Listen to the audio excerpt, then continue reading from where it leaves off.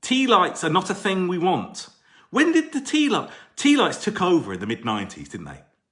Properly took over in the mid-90s, late 90s. We ended up with tea lights. There was not, that word didn't even exist when we were kids, did it? Lads, help me out here. Tea lights? That's like a diet hot drink. Tea light. I don't want tea light. Forget the candles. Put the big light on. I was like, no, we don't want to get... When I was a kid, the only time you had candles, everybody had a candle in their bloody room, didn't they? When I was a kid, I had a candle holder with a candle in it. Why? In case there was a bloody power cut, which happened every 3 bastard days. Because the coal miners were on strike, or someone put their finger in a socket, or the wind blew a bit too much, or Dad plugged in the fairy lights and fused the street. That's the only reason we had candles back in the 80s, wasn't it? Proper functioning candle. Stop saying you love candles. It's winding me up. Tea lights are not a necessity. Candles are not a necessity.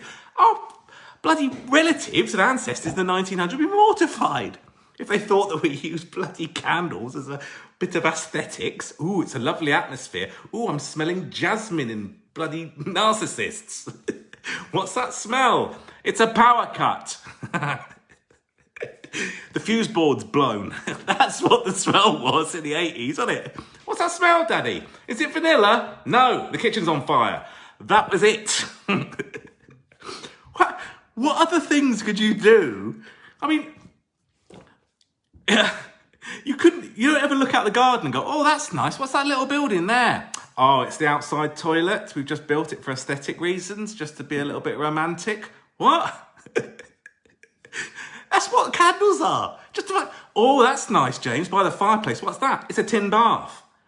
It's a bit of feng shui. We just put a tin bath there by the fireplace, just a bit romantic and a little bit, bit of aesthetics.